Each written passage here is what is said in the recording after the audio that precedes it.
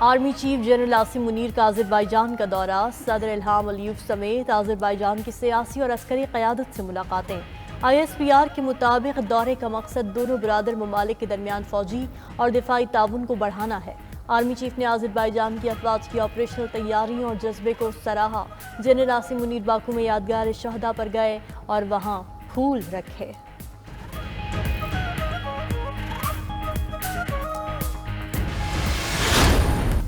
فیصل آباد دھرنا کے supreme court نے فیکٹ فائنڈنگ کمیٹی غیر قانونی قرار دے دی۔ چیف جسٹس قاضی فیض عیسیٰ نے کہا کہ فیصل آباد دھرنے کا ماسٹر مائنڈ کون تھا۔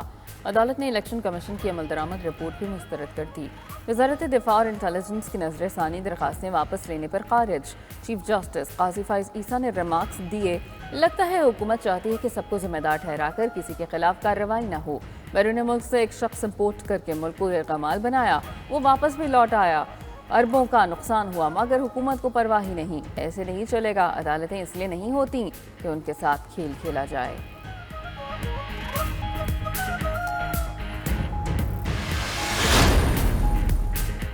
پیمرا نے سپریم کورٹ میں نظر ثانی درخواست واپس لینے کی استدعا کی۔ چیئرمین پیمرا سلیم بیگ نے کہا، عمل درآمد رپورٹ جمع کرا دی۔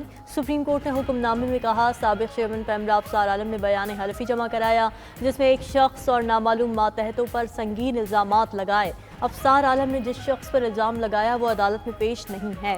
اگر حکومت کمیشن بناتی ہے تو سابق چیئرمین پیمرا پیش ہو کر بیان دیں گے۔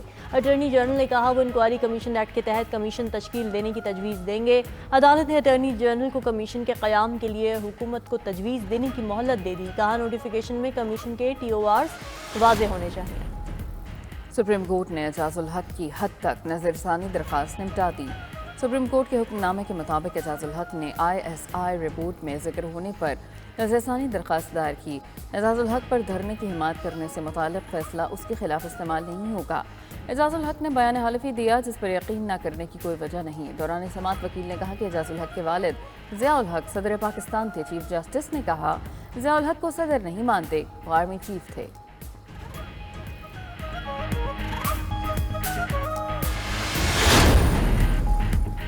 جسٹس عرفان سادات سپریم کورٹ کے جج مقرر۔ وزارت قانون و انصاف نے نوٹیفیکیشن جاری کر دیا۔ جسٹس عرفان سادات سندھ ہائی کورٹ کے قائم مقام چیف جسٹس تھے۔ جسٹس عرفان سادات کی تعیناتی کے بعد سپریم کورٹ میں ججز کی تعداد 16 ہو گئی۔ صدر نے سندھ ہائی کورٹ کے سینئر ترین جج جسٹس عقیل احمد عباسی کو قائم مقام چیف جسٹس مقرر کر دیا۔ وزارت قانون و انصاف نے نوٹیفیکیشن جاری کر دیا۔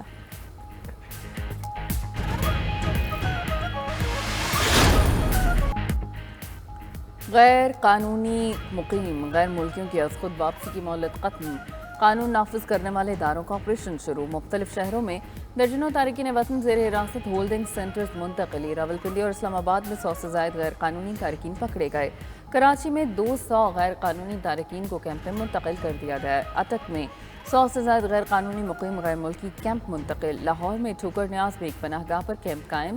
اڈیالہ جیل سے 64 افغان تورخم بارڈر روانہ کر دیے گئے۔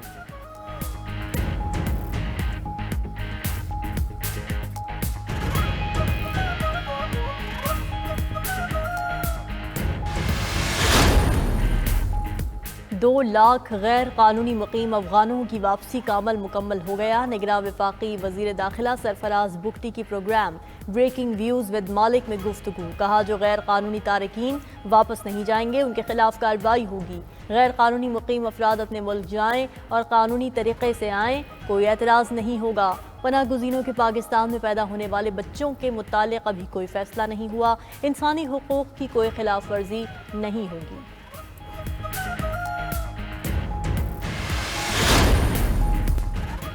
نون لیگ نے انتخابات کے لیے الیکشن سیل اور پارلیمانی بورڈ بنا دیا۔ امیدواروں سے درخواستوں کی وصولی شروع۔ ٹکٹ کے خواہش مند 10 نومبر تک فیس کے ساتھ فارم جمع کرا سکیں گے۔ قومی اسمبلی کے لیے ٹکٹ فیس 2 لاکھ اور صوبائی اسمبلی کے لیے 1 لاکھ روپے مقرر۔ دوسری جانب نون لیگ کا ماضی کی کارکردگی کو انتخابی بیانیہ بنانے کا فیصلہ۔ ٹکٹس کی تقسیم کے بعد قائد نون لیگ نواز شریف انتخابی مہم اور جلسے شروع کریں گے۔ سانحہ 9 مئی میں ملوث کرداروں سے کوئی بات نہ کرنے کا فیصلہ۔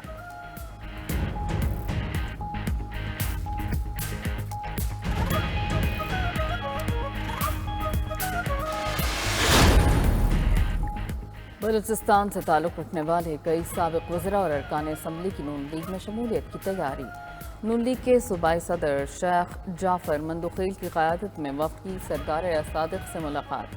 سابق وزراء دوستین ڈونکی، عبدالرحمان کھیتران، نور محمد دمڑ، محمد خان لہڑی، عبدالغفور لہڑی شریف، عبدالکریم نوشروانی، مسعود لونی، محمد خان تور، مجیب الرحمان حسنی اور دیگر بھی ملاقات میں موجود تھے۔ تمام رہنما نون لیگ میں شمولیت پر آمادہ، باضابطہ اعلان نواز شریف کی کوئٹہ آمد پر کریں گے۔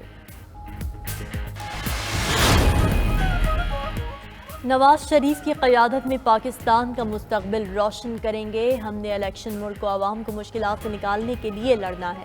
سابق وزیر اعظم شہباز شریف کی پارٹی رہنماؤں سے ملاقاتوں میں گفتگو۔ بولے مسلم لیگ نون نے انتخابی سرگرمیوں کا آغاز کر دیا۔ معیشت بحال اور عوام کو مہنگائی سے نجات دلانی ہے۔ ملک سے مہنگائی کے اندھیرے دور کریں گے۔ معاشی بحالی اور ملکی ترقی کے لیے اوورسیز پاکستانی اہم کردار ادا کر سکتے ہیں۔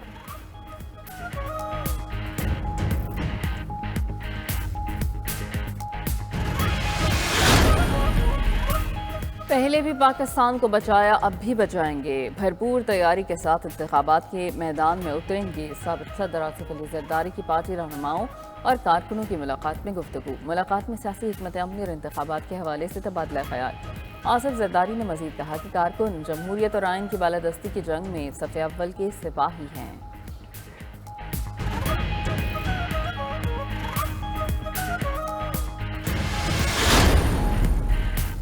ایم کیو ایم کا الیکشن سے پہلے پارٹی کو بھرپور طریقے سے فعال کرنے کا فیصلہ۔ متحدہ 26 نومبر کو کورنگی ٹاؤن، 3 دسمبر کو گلشن اقبال ٹاؤن میں جلسہ کرے گی۔ ایم کیو ایم کی رابطہ کمیٹی اور سینٹرل آرگنائزنگ کمیٹی کے مشترکہ اجلاس میں اہم فیصلے۔ ذرائع ایم کیو ایم کے مطابق مشترکہ اجلاس میں جلسوں کا شیڈول طے ہوگا۔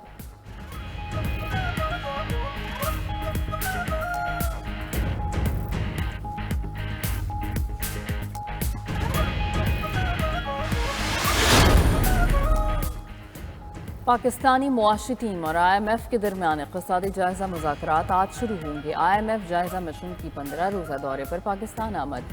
کامیاب اقتصادی جائزہ مکمل ہونے پر $71 کروڑ کی قسط ملے گی۔ اقتصادی جائزہ مذاکرات کے لیے تمام وزارتوں کی کارکردگی رپورٹ مرتب کر لی گئی۔ دوسری جانب آئی ایم ایف جائزہ مذاکرات سے قبل ڈیزل پر لیوی میں $5 کا اضافہ، لیوی 55 سے بڑھا کر $60 فی لیٹر کر دی گئی۔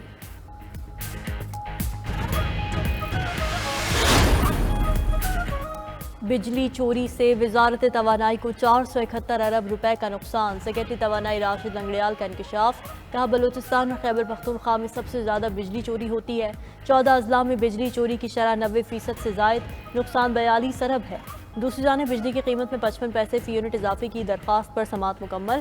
نیپرا نے ایف سی اے کی درخواست پر فیصلہ محفوظ کر لیا۔